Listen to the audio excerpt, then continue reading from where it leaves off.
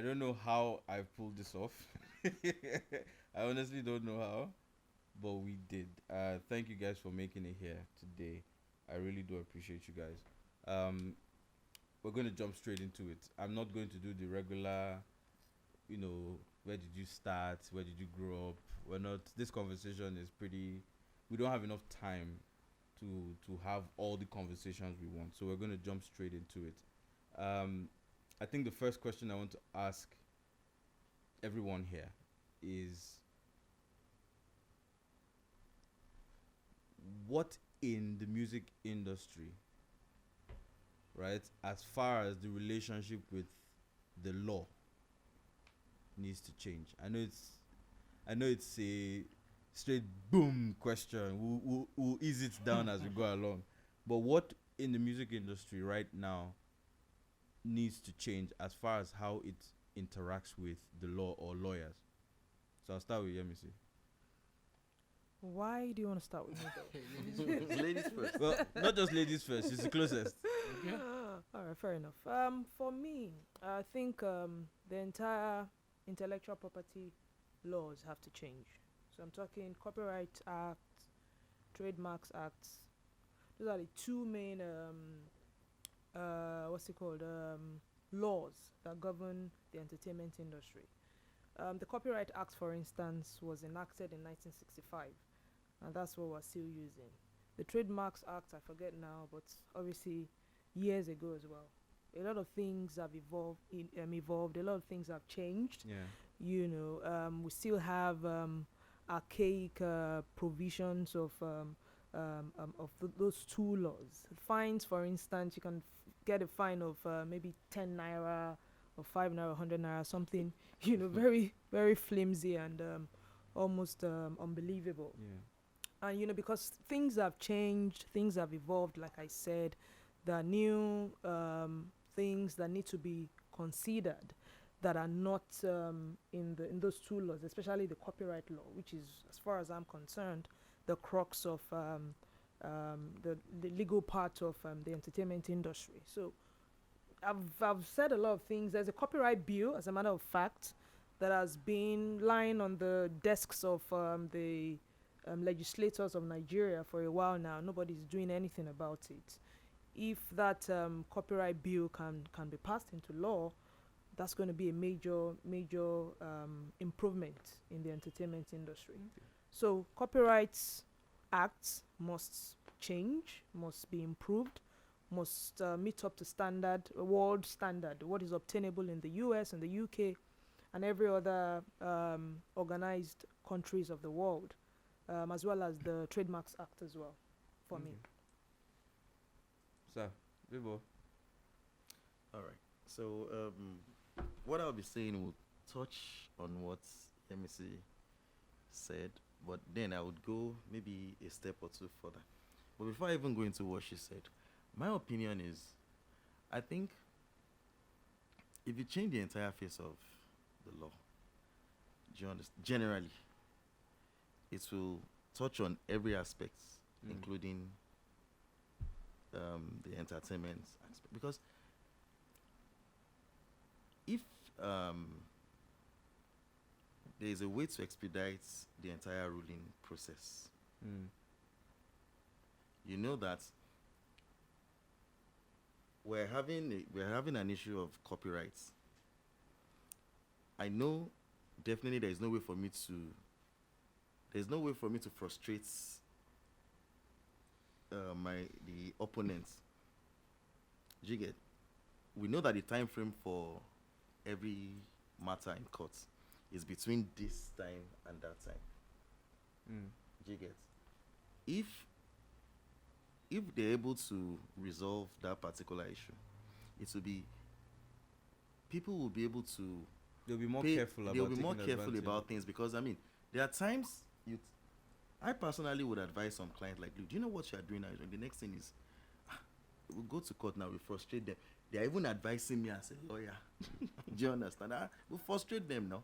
And I'll go like, what am I even going to say to you when what you are telling me to do, natural, and it's obtainable? It's a different case if I could tell them, no, it's not possible. They will tell you, they'll give you empirical examples. We've done this. Why is this matter this way? Why is that one that way? Do you understand? So we're not. I don't think we should limit it to one aspect of it. We should limit it to the entire System. You feel me? That's on one side. Then the moment we they make these artists understand the importance of lawyers. Do you understand that you don't have to go back to them when you're in trouble. You go to them when things are fine. Do you understand? Let them know that this is the essence of having a lawyer. Because half of the time, I've met with people, they will come to. I think I've discussed some things with you in the past about some people that will come to me that they need a lawyer for something. You tell them what they need to do, then they'll tell you they'll come back because they don't see the need for it. I've started charging consultation fee. Yeah, you should. So if you're coming to me to pick my brain, you pay for it. Then you see where the problem So lies. I'm not going to fall into that trap anymore. Where you just pick my brain and then you run away with it. Where the problem lies is not you, Yemisi. It's not you, myself, or Akinyemi. They'll go to some people that feel their presence alone, it's a big deal to them. Okay, so this superstar is talking to me. So, let me give you, about 10 years ago, someone came to me from Samsung and told me to draft an agreement between Samsung and Saka Tinubu. I did that. And I was like, so how much are they offering? I was too small to ask for a particular amount, but how much are they offering? And they said something very nice to me. That it's not about what they're offering, it's about what they are bringing to you later. And I smiled to myself. I'll finally become the lawyer to Samsung. They never knocked on my door after then. Do you understand? And I'm not surprised. Yeah. I'll never fall into that situation again. Yeah. So a lot of things, awareness. Let me just know the long and short of this thing, of what I'm saying now is total awareness about the importance of the law, not even lawyers alone. The importance of the law and what you are likely to face if you contravene those stipulations of the law. You get? I can go on and on this, but I think I should let my friend here say something. Yeah, so I think Bimbo has really, that was what jumped at me when you asked that question. But the way I frame it is, I think our attitude to dispute resolution, like in any relationship, all the relationships you get into, if you work in music, you would always get to that point where there's a dispute. And as creatives, as practitioners in the creative industry, we should have a mindset of, being conciliatory when some of these things come up. Because you find that a lot of people invest, and at the end of the day, they are not there when it is time to reap the benefits. So you have some managers, they are really invested in the talents, and then they give many years of their lives, and when it is about to start paying off, a lot of people start talking to the talents, and then the relationship would capsize, and then some managers get disillusioned, and then they just have to leave the business. Oftentimes you find that some investors come into the business with the expectation that they can be the next PDD or the next Maven. Like the kind of discussions I've been having lately in January, you find a lot of young people, they are really enthusiastic, like, we can be the next Maven. They keep mentioning Maven. And then they want to come into the industry impact. Obviously, some of them have money, but they think they can sign up like 3-4 talents at a go. And it shows their naivety because you don't really understand. Managing just one talent is enough headache. But you coming in as a newcomer and wanting to take on so much responsibility is a recipe for trouble or even disaster. So I think if we can, market arbitration, mediation, or having proper discussions about disputes and how we adjust to some of those things, because they would always come. Even as a lawyer myself, and you're witness to that. Mm. You have some clients that sometimes you take them on and you really regret that. Yeah. Why did I even try? Yeah. So, and because people like me, we want to be in the business for a long period, and you don't want your reputation going to the Shambles. to the dust. You Yeah. don't want all kinds of relationships to tamper with the reputation you built over the years. So I'm always, the first thing is I don't want to be in trouble with anybody. If I'm seeing sparks of disagreements and I'm not benefiting from the relationship, I am very quick to say I'm sorry, apologize, leave the relationship, and then we're on to the next. Yeah. So I'm just thinking, well, if that becomes a thing, which this is not a problem peculiar to Nigeria, but if it's something that it's at the back of our mind that if we're working in the business, it doesn't have to be so messy. We don't have to end up on the blogs Yeah. or in newspapers and the likes. We can shake hands, end the relationship mutually, amicably, and then we can still do business in the future.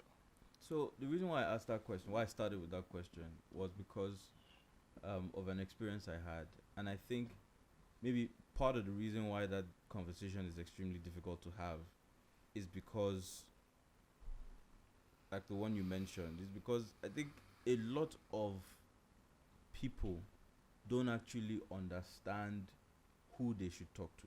The general misconception is I should just talk to a lawyer. I'll give you an example. So an artist wanted to sign a record deal, and he came to me, and I said, you know what, bring your lawyer.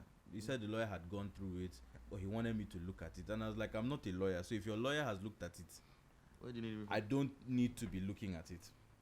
And he said, that please, you would, like me to. So I went to see, I sat in a meeting, he brought the lawyer. So there were a lot of the terms I was looking in the contract, and I was like, oh, this is fine.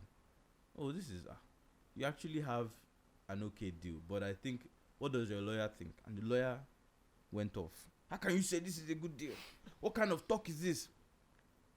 30 minutes into the conversation, I said something that offended the guy.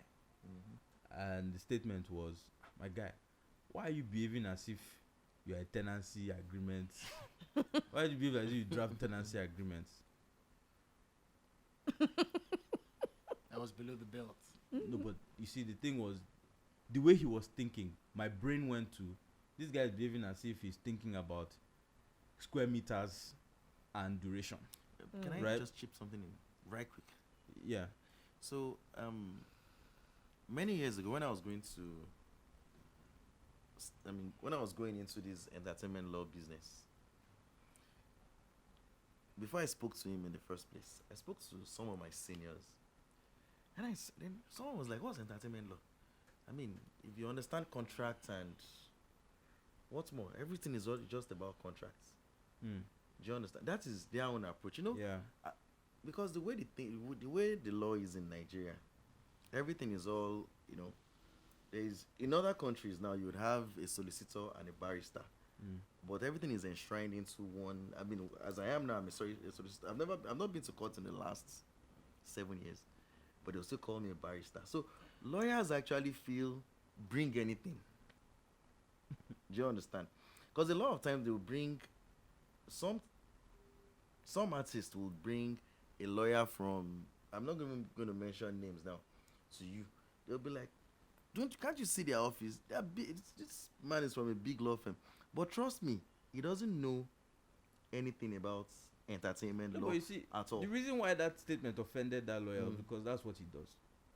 He Yeah. does entertainment law. No. Tenancy. Does tenancy Exactly. agreement, That's my right? point now. But I was just thinking of it from Is that the way is he was that talking is that to all me. he does? Just So tenancy. so basically he drafts tenancy agreements. Maybe he's a real estate Right. lawyer. Is it- I mean, Yeah. I ask, Then I you ask, go to court I on some ask, level. I ask that question because the truth is, yes, there is entertainment law, but then again, entertainment law is not about entertainment law alone. Mm. So there is entertainment law that spirals into the other types of law. If you are doing entertainment law, you have to be vast to some extent in employment law, labor law, intellectual property law, contract laws, law. I mean, it's you can't isolate entertainment law from, you know, the other types of Yeah. law, you know. But if you're saying that this guy only does tenancy law, then there's a huge So problem. he was very offended. Now, Civil what makes the litigation difference between or litigation lawyer- basically. the difference between an entertainment lawyer and a lawyer that doesn't do entertainment law is the entertainment lawyer has to understand the nitty-gritty of the entertainment industry. You have to, you for instance, you looked at the agreement, although you're not a lawyer, but you understood the what was things you were going on expecting. based on your experience, Yeah.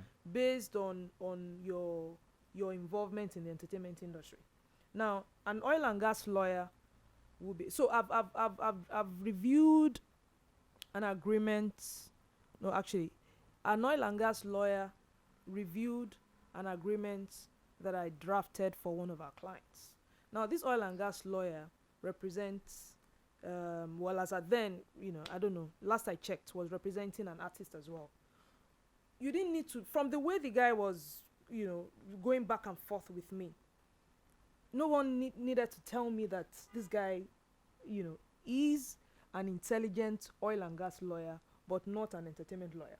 Yeah. So the usual clauses, the usual things that will pass or that will not pass in the, Objections. yes. So he was, I just, you know, I had to call his client's manager to say to him that, yo, why did you guys get an oil and gas lawyer to, the fantastic lawyer without a doubt, because, you know, but then because he doesn't know anything, or he knows, you know, little or nothing about the entertainment industry, he was very argumentative in a very intelligent way, but he wasted time.